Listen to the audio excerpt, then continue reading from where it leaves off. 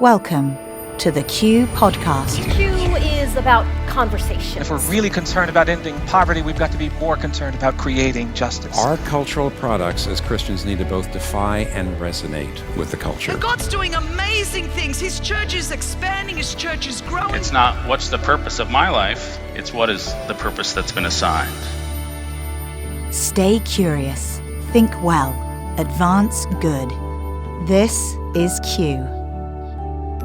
Welcome back to the Q Podcast. I'm Gabe Lyons, and today we're talking about education and the religion of the academy. Now, this talk is something I think you're going to enjoy. It's only 9 minutes, but it's coming from somebody who has lived within academia. And it's a place for many of you who haven't worked in academia, you haven't spent a lot of time in a tenured position as a professor. You might not appreciate all of the dynamics at play in that sort of space. Well, Dr. Paul Lim, who's an associate professor of the history of Christianity at Vanderbilt University, who studies in the history of Christianity and religious studies and really understands life in academia, is going to give us a little bit of insight and kind of take us down that road of what it's like to work in that kind of a space. He actually, at the beginning of this talk, mentions a talk by Donna Freitas, who gave a talk right before his on something called hookup culture, another talk that you can look at and watch at qideas.org. That was fascinating. But he really starts to help us understand all of the dynamics at play in the educational arena. And so for those of you who care about faith, you care about higher education, you care about even understanding how the mission statements from our original institutions, such as Harvard and Princeton, and how those dynamics have changed, you'll start to get a little better understanding of what has actually taken place, and yet also what is the opportunity still for Christians to have a voice, to have a place in the midst of these significant institutions who don't necessarily still share this deeper aligning belief in theology and in the Christian God. So join me in listening in to Dr. Paul Lim with this 9-minute Q Talk.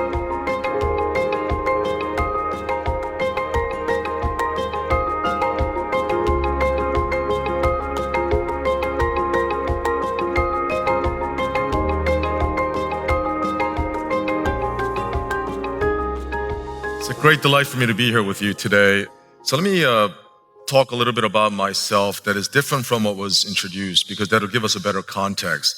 We listened to this great presentation on hookup culture. I live with first-year students on Vanderbilt's campus, the Ingram Commons. There are 150 freshmen living in my house, Crawford House, and I talk about and listen to a lot of these stories about hookup.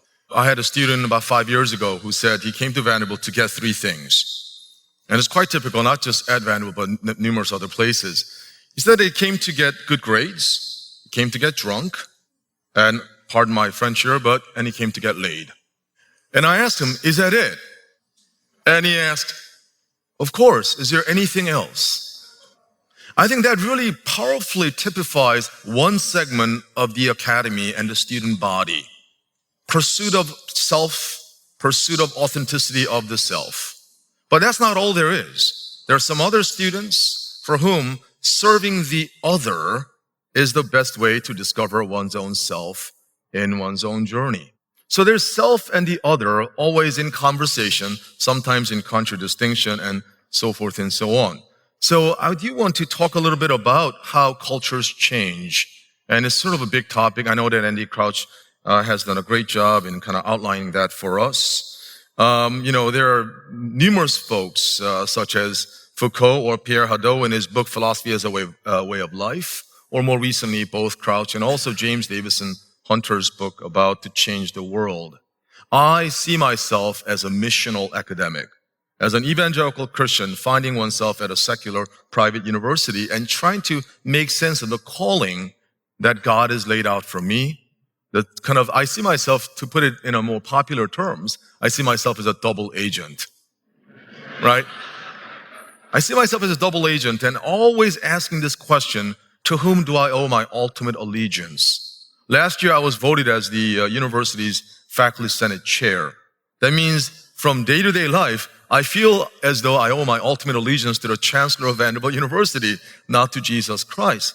And I have to ask myself, what are the points of convergence and what are points of divergences there?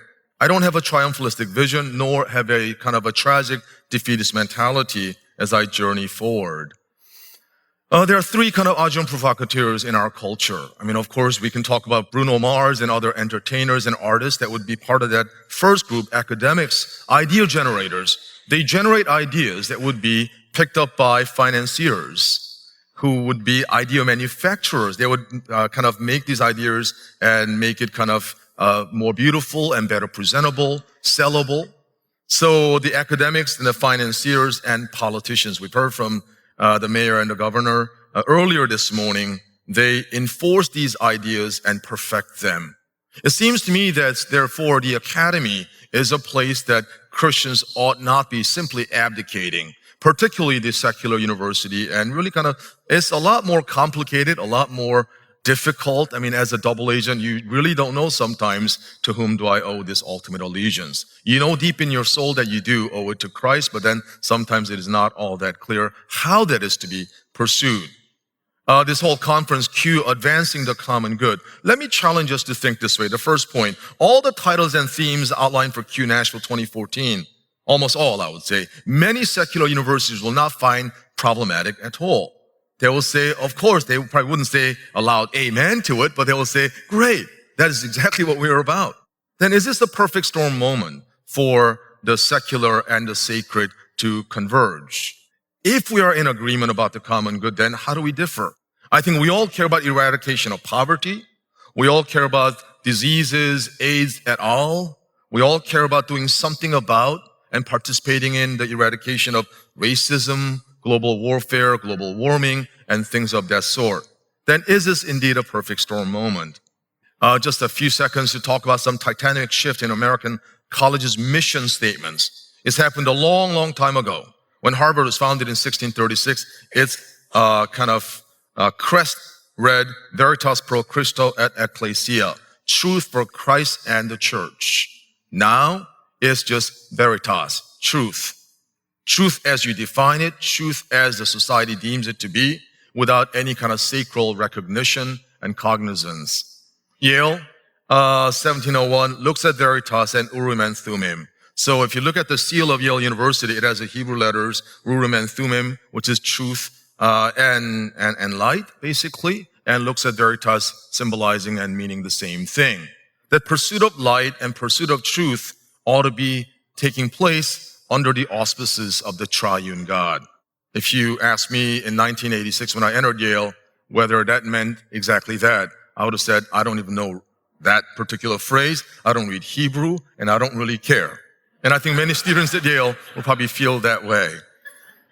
Princeton, 1746, Dei sub numine viget, meaning under God she flourishes. So when you look at these three universities that are pretty significant on the academic landscape of America, indeed the global village, their perspective began with God in view, but they're not anymore. And I'm not kind of offering some kind of Jeremiah and the good old days are gone. We need to think critically and Christianly about what to do about this and how we can move forward.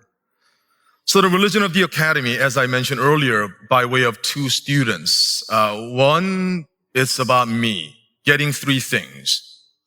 Another student who's actually here is about giving to the world in the name of God, as she or he finds oneself as a student at Vanderbilt or many other universities or academies. So I think human flourishing is its ultimate format. Production of human knowledge, but if you ask any administrator and so on, they would say that the academy is really about not only generation and generating human knowledge, but the ultimate goal is to really help human societies flourish. If you ask the founders of Harvard, they will say it is about human flourishing under the guidance of God. But that last phrase has been lifted off. Eradication of all impediments that stand in the way, whether diseases or social structures, academic problems, these stand in the way as impediments. We must do our absolute best to get rid of them. Then the question becomes for me and for many of us, if you're a follower of Jesus, what should she or he do? If you're a follower of Christ, and if you find yourself not at Belmont, a great university neighboring Vanderbilt, Trevecca Nazarene or Lipscomb, Christian universities and colleges that are great, and I love the fact that they're here in the city. But Vanderbilt is a private secular university, so if you find yourself there as an academic, as a faculty, as a staff, as a student, undergrad or grad, how do you follow Jesus in that context? Should I let religion be defined or circumscribed by the agendas of the university? These are some of the key questions that I have. As you can probably tell, I'm offering a lot of questions without offering many solutions, but that's what academics do well, raise a lot of questions. So Q versus the university, how do they differ? I think this may be somewhat of a solution. Agency, who has the power to effect changes? If you ask any of my secular university colleagues, they will say, me, myself, and I, or we do.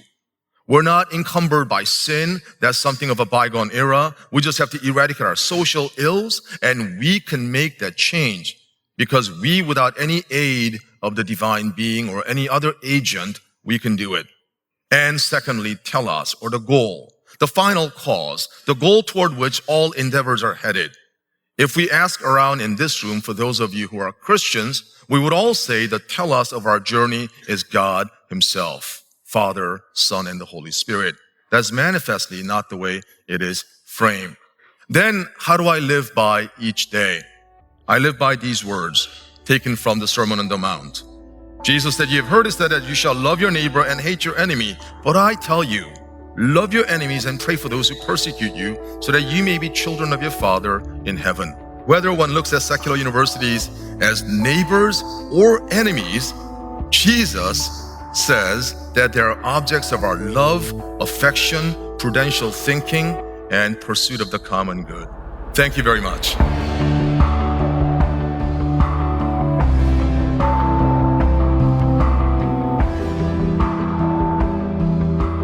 Thank you for listening in on this edition of the Q Podcast.